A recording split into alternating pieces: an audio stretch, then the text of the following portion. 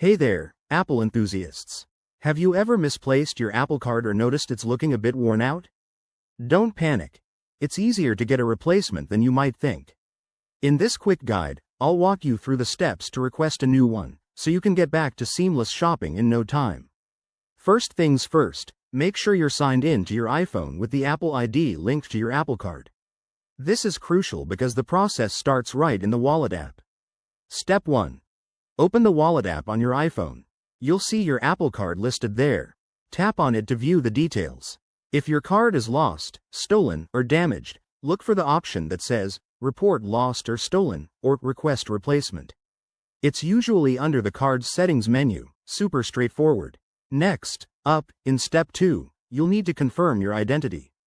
Apple takes security seriously, so they might ask you to verify with your passcode, Face ID, or even a quick security question. Once that's done, select the reason for the replacement, like lost card or damaged card, and follow the prompts to submit your request. Now, for Step 3. After you submit, Apple will process your request quickly, often within a few days. You'll get a confirmation via email or notification, and your new card will be on its way.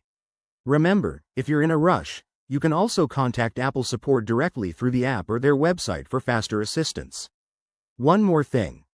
While you're waiting, you can still use your Apple Card virtually in Apple Pay, so no worries about missing out on rewards or purchases.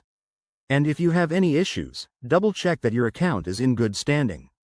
There you have it, folks. Requesting a replacement Apple Card is a breeze with these simple steps. If this helped, give this video a thumbs up and subscribe for more tech tips.